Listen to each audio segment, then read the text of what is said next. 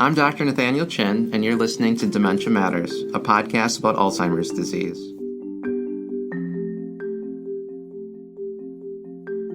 Dementia Matters is a production of the Wisconsin Alzheimer's Disease Research Center. Our goal is to educate listeners on the latest news in Alzheimer's disease research and caregiver strategies. Thanks for joining us.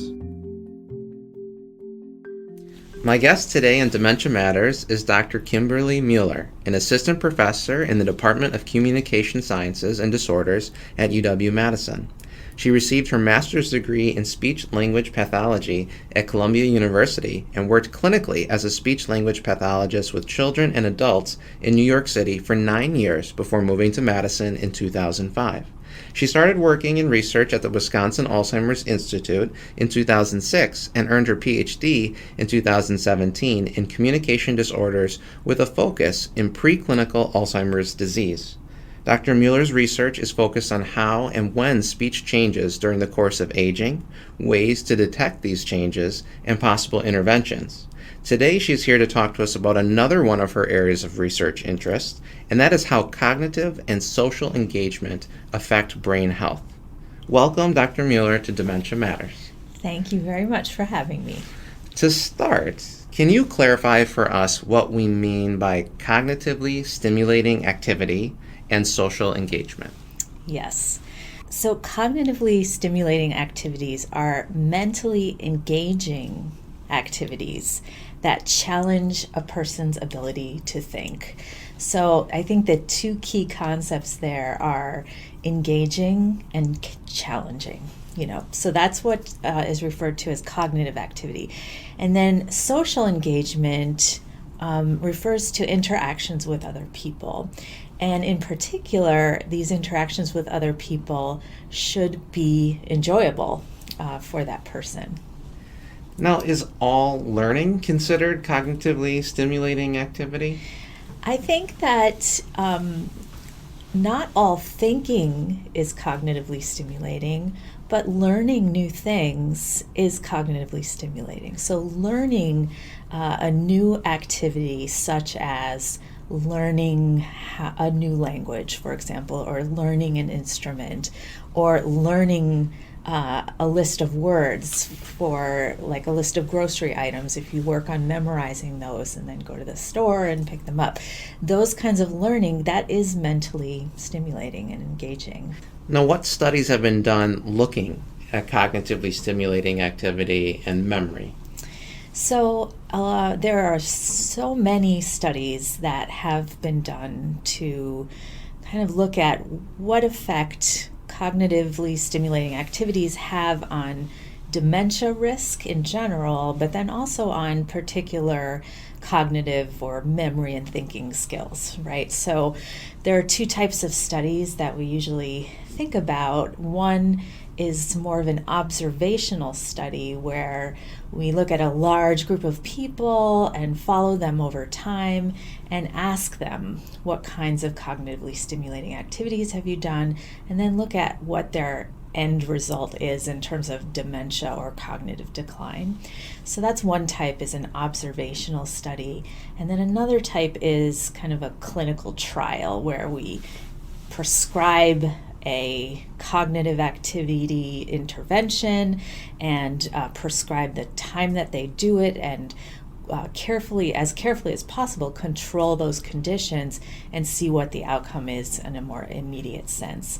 And so the first part, the observational studies, are a lot more plentiful because they're a lot easier to do in general, where we can look at very large groups of people and kind of just see how the natural history of that person's life goes. And so so many studies have looked at cognitive engagement, and I'll tell you about a couple in particular showing this very thing, that cognitively stimulating activities, people who engage in those more, have a reduced risk of dementia at the end of life. And so one in particular that I love to talk about is based on a religious orders study, or a nun study. And this study was done in 2002 by Wilson and colleagues colleagues, and this study looked at nuns and priests who kind of lived in the same exact environment. So the surroundings were the same. A lot of things were the same. Diet might have been similar for that group, and asked questions about cognitively stimulating activities, and did this kind of throughout the nuns and priests' lives. And those who reported doing more cognitively stimulating activities like reading, playing games, those kinds of activities, had a reduced risk of dementia, up to 47% reduced risk of dementia later in life. So it's really compelling, but there are caveats in terms of interpreting that. So they might be doing other things too that we don't know about, right? So that might be one caveat. It also might be that they were, for example, exercising more. So it's really hard to separate out what contributed to that reduced risk, but there's some kind of association with cognitive activity. Other study that I can talk about is a twin study, and that too is very similar in terms of the degree of kind of control we might have. So the twins are genetically similar, so they're very interesting to study, because if one twin has a different outcome, and yet their genetic makeup is very similar, it might be due to an environmental factor, right, like cognitively stimulating activity. And so this study by Carlson and colleagues in 2008 looked at two male twins, and one who ended up developing dementia and one twin who did not, so kind of a subset of these twins, and found again that the twin who engaged in more cognitive activity had a 26% reduced risk of developing dementia than the twin who didn't report that cognitive activity. So kind of really interesting observational studies that we can draw on. In terms of clinical trials where we kind of prescribe an intervention, there are fewer than the observational studies, but still there is some compelling evidence to say that if we put people on a program of cognitive activity, they may improve in memory and thinking, or at least stay the same over several years. So one example that I love is the Synapse project, which was done in 2014. And this project I love because the cognitive activities were photography classes, quilting classes, a combination of the two, or just pure social activity. And they kind of compared the groups, and the groups that engaged in either the quilting or the photography had better memory scores at the end of the intervention than just the social activity group. So it was a very interesting study, and very attractive, because these are typically things that maybe older adults might want to do, as opposed to sitting in front of a computer, say, and doing some kind of cognitive training activity. And I suspect that not all activity can have the same impact on our brains. And so an example would be learning a new language is probably more stimulating than reading a book. So would you say that there are certain degrees of cognitively stimulating activity? I think so. The research is, again, hard to study those kinds of things. What degree one activity has over another, and it might be also very individual. So one thing might be very difficult and challenging for one person and not for the other. But I would say that active cognitive activity might have an edge over passive cognitive activity, such as passive would be like watching a TV show, for example. That would be passively engaging your brain, not a bad thing, but active is where you're kind of doing something in order to learn it, whether it's mental repetition in your brain or you're learning a skill with your fingers like piano playing. Kind of this, what we know from like teaching pedagogy is that doing sort of supplements just absorbing when we're learning new things. And I'm really glad you used that example, because a lot of my patients will say, well, I do watch TV, which I don't promote in clinic, but they're watching Jeopardy or Wheel of Fortune, and so they're with other people and they're guessing along with the actual TV show. And so they feel like it's more engaging and it's more stimulating because it's not just sitting there watching a drama.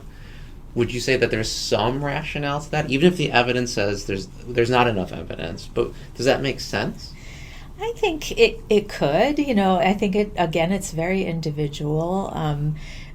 It still might be a passive kind of activity, but if you are anything like the way my grandmother used to be and you're yelling at the TV screen, then I think maybe it is a little more active, but I think it just depends on that person. But I think what you're recommending to your patients is probably reasonable. And what about brain games like puzzles, Sudoku, crosswords? Would you consider those cognitively stimulating? Absolutely, unless, the person is an aficionado on one of those things and it's almost rote to be able to fill one of those out and it's not stimulating for that particular person. So again, it's an individual effort, engagement kind of activity that we're looking at. And it's that challenging factor. It really has to push your brain. Yeah. Now, these days there are online websites that are designed specifically for, quote, cognitive training or cognitive engagement. But does the science actually back any of these sort of websites or online resources? So I think it's such a wonderful question and one that I get very frequently. And so I think that, some of these programs have some research that backs their use in certain populations.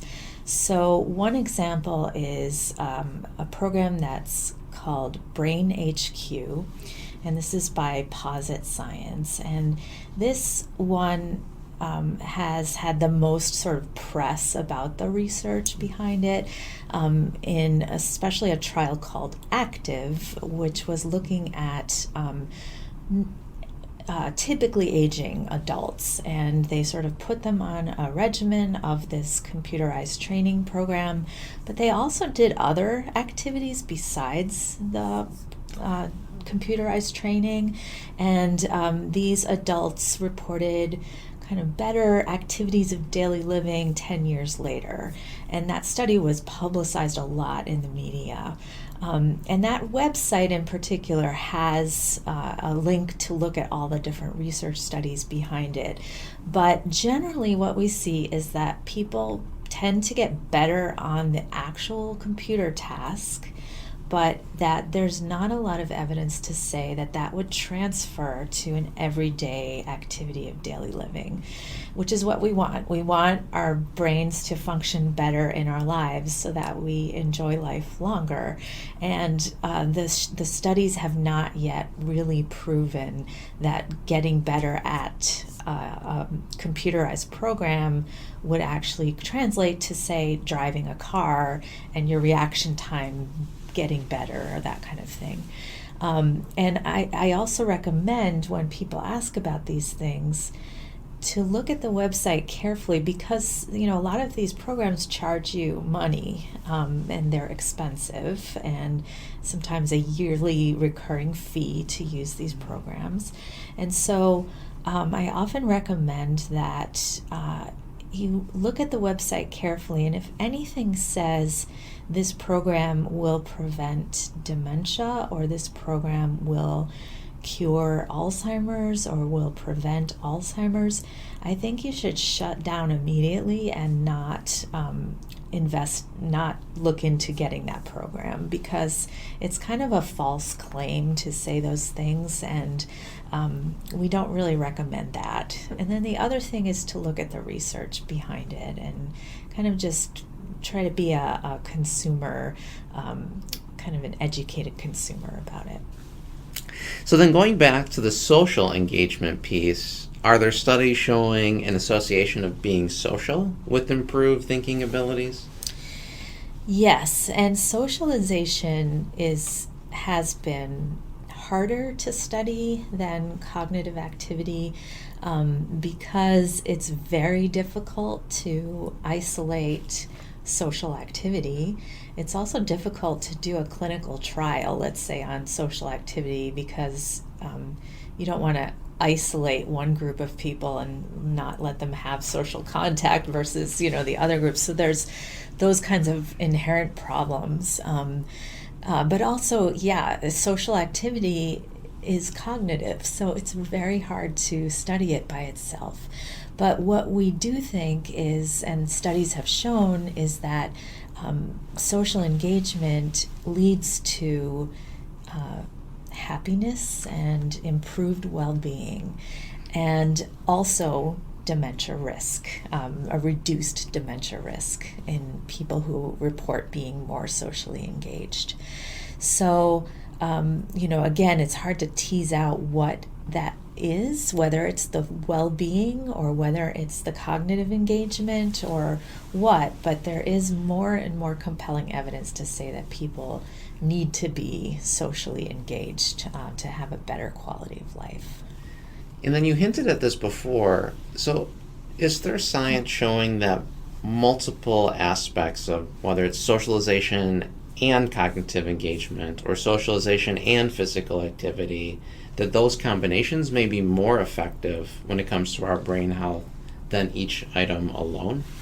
So common sense would say that would be true, in my opinion. So, but there's evidence now to say that kind of comprehensive or multi-domain interventions are effective, and maybe we don't have to tease apart, is it social or is it cognitive or is it physical, and instead take what we know about those three things and put them all together. So for example, the Finnish geriatric study, which is referred to as the finger study, and this is by Dr. Kivi Pelto and her colleagues, that study does exactly this. And so it takes a large group of aging adults and puts them on a social activity intervention, a cognitive activity intervention, recommendations about diet, recommendations about physical activity and managing medications. And that study has shown really positive effects on these people who have engaged in that intervention, including kind of a maintenance of cognition or even an improvement in some cognitive skills. So it's very compelling, so much so that other studies like that are popping up, including here in the US. So it's definitely an area that needs to be explored. I would like to end by asking you an important question of what advice do you give to older people in your own life to help them maintain and strengthen their brain health? Yes, and I do get this question at family parties and things. I often talk about the things that I just said today. So something that you enjoy. And so if you don't enjoy sitting in front of the computer, then don't do that, and find something that you really always wanted to do or used to do and stop doing that will challenge your brain. Sometimes people ask, should I retire? I don't really want to. And so then I might kind of encourage them to either not retire because that's cognitively stimulating and socially engaging to stay at work, or to think about maybe a different kind of work scenario and sort of an easing out of it. So that's another question that I get.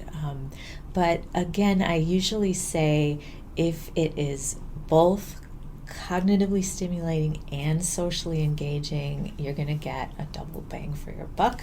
And then if it has physical activity, something like Tai Chi maybe, or dance, as a third component, then you're kind of triple arming yourself. So I usually give that kind of advice to my loved ones. Wonderful. Now we have it on for our podcast listeners.